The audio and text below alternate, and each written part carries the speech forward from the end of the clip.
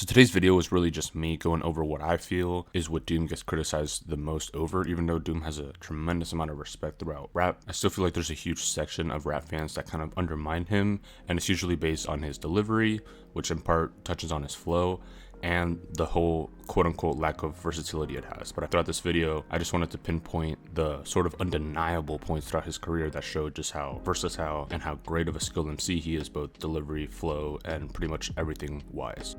So when it comes to Doom, and pretty much any rapper whose flow and delivery really challenge what it means to rap on a beat and rap well over a beat, I feel like it's very easy to criticize these types of rappers, and Doom isn't the only one to do this, especially because of the delivery that these type of rappers have. It's pretty easy to criticize him just based on the fact that his delivery isn't that approachable. This is one of the things that I feel like Doom gets the most criticism for, is his delivery. And I feel like that's a pretty good assessment, just because even though delivery might not determine if you're one of the greatest to ever do it or something like that, delivery is very important when you're first starting to like someone. If you don't really like their delivery, and then flow kind of hints at that a little bit, but if you really don't like their delivery, it's really hard to get with that MC at all. But I feel like at times this criticism that Doom has of his delivery at times becomes a little bit too overdone, just because I genuinely feel like his delivery and his flow and a lot of the other aspects of his rapping is extremely versatile. And with Doom's delivery being such a heavy element in Doom's music, it raises a lot of arguments, especially from people that hate Doom, on whether he's versatile or not, on whether he's that skilled of an MC. And I feel like when you don't like a certain type of music, it's very easy to say, oh, it just sounds the same. It just feels like the same thing over and over again. Once you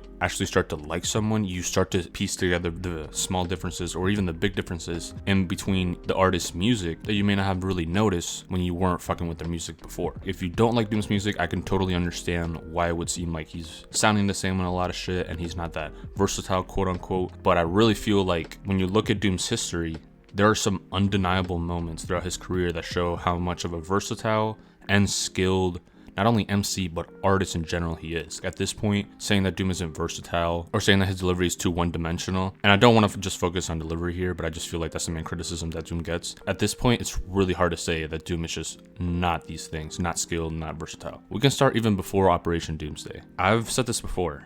I genuinely feel like the unfortunate passing of Sub Rock didn't happen and KMD was able to stay together, and Doom, back then known by Sevlov X, worked things out and stayed in the hip-hop industry. I genuinely feel like he would be making Zulu Nation type music still to this day. He would have been working with Black Sheep, Tribe Called Quest, The Roots, these type of guys, and he would have made very soulful, jazzy music throughout his entire career. I genuinely feel that way. And when you listen to those KMD records, they sound completely different to what he's doing today. So that alone, the fact that early in the 90s and now Doom's music, even when he came out again late in the 90s, is so extremely different sonically, musically, flow-wise, everything. I think that alone just shows his versatility. But let's look at the actual MF Doom career, not just Sevlov X. And actually, before I move on, I just want to mention that the track Banana Peel Blues, I feel like it's not really talked about enough. That's probably one of the few moments throughout KMD's career that you really saw Sevlov X being shaped into Doom. If you see the way he's rapping, he's a little bit off beat, very off kilter. That is one of my favorite tracks, just because you kind of start to see Doom shaping up his future flow and his future delivery. And the fact that he was still able to use that in the various Zulu Nation jazz soulful type beats, I thought that was fucking incredible. And it really shows that Doom's delivery and Doom's flow took a very long time. I mean, he was releasing music in KMD in the early 90s. I think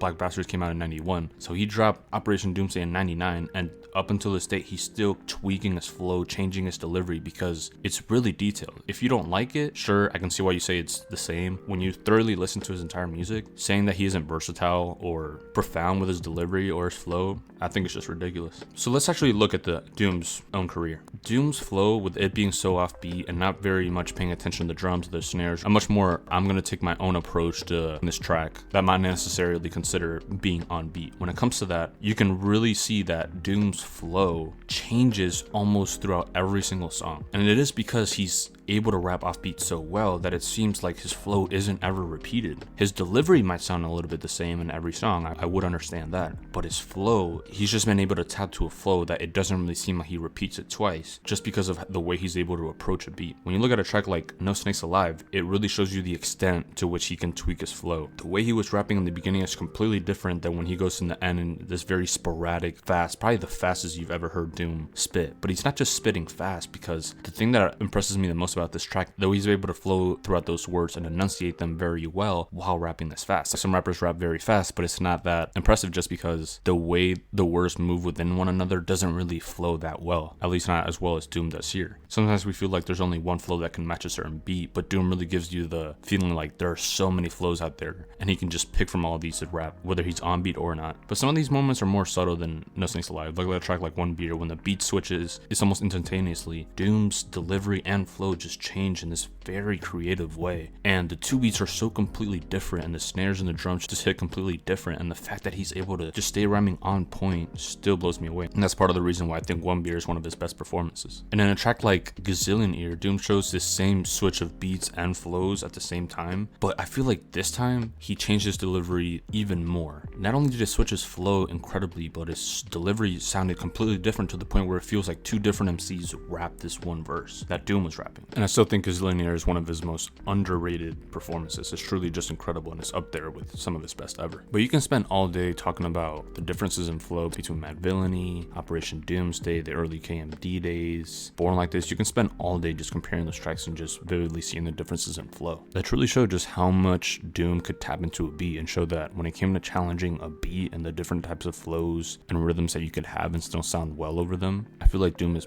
pretty much the best at that. But it's the delivery that really seems to be the thing that people tend to criticize Doom the most for. And I get it, it's really hard to get into, but I feel like once you get into it and you pay attention to it, while definitely is probably the least versatile thing about Doom, I still think that his delivery is extremely well done, and it fits perfectly with his styles of flow. And I think Born Like This is probably the most important album when it comes to this, when it comes to Doom's biggest criticism. And that's because throughout this entire project, his delivery is completely different from everything else that he's ever done. He's a lot raspier here, he's a lot more rough, he's very raw here. Doom has gotten menacing in some of the Mad Villainy tracks before, but to this extent, it was just brand new. And I truly feel like if you're trying to get into Doom, this is not at all a bad project to start off, even though it's his last project as a solo artist, because it's his most accessible delivery. And how hard it is, like tracks like Rap Ambush, I feel like even if you're not into Doom, if you're just into backpack or boom bap type shit, even if you're into that traditional style of rap, you can really enjoy this album just because it seems like in this one album, the one aspect of his music that even by some of hip-hop's biggest fans seems to be the one thing that pulls Doom back. I feel like it can't even be a criticism here because of how well he was able to build upon his delivery. And again, even deep into this decade, even though it's not as good as Born Like This, and at times that he has sound a little bit washed on the beats and shit, Doom is still building upon this very raspy delivery. So it's not something that he just did for one project. He's still been able to build upon it and give us great verses. Even though Doom's not putting as quality music out right now, he's still delivering at times, and I still feel like he can give us another album where he still sounds fresh because he's able to build upon his flows and his deliveries constantly. And on top of all that, as an MC, that alone just shows how undermining Doom is just very hard. And I haven't even talked about the influence, the amount of rappers that have wanted to sound like Doom later on and still to this day. At the very least, you have at least have to respect the fuck out of Doom, because even if you don't like him, some of your favorite rappers is probably Doom, especially if they're in the underground. But even putting rapping aside, this man made so many of his own beats. I mean, Doom rapping alone would just be an impeccable artist. And the fact that he's been able to be a great producer, it just adds to his repertoire. And I'm not going to sit here and act like he's one of the greatest producers ever. I don't think that, because I don't feel like he's produced enough greatness as other producers. But the production that he does have is incredible. I mean, the whole Food album was him besides one beat. The entire Operation Doomsday album was just him producing. And both of those albums are classics. I mean, the man has self-produced classic albums on top of all the great shit that he's done as an MC. So while I do think that if you're a Doom fan, you should understand why people don't like Doom, at the very least, there's an incredible amount of respect to give to Doom, whether you're a fan or not. But even if you're not into his entire style, most likely his delivery, which seems to be his biggest drawback for some people, the man has been able to build into this. And if you really dig into Doom's music, the more you appreciate it, the more you'll realize how much detail there is into each flow, into each delivery. And I feel like that's not something that you can really appreciate until you start to like his music. And if you still can't like his music, I feel like, again, you should at the very least respect it. I say, would love to hear your thoughts. Please like, please subscribe, and I'll be with y'all very soon.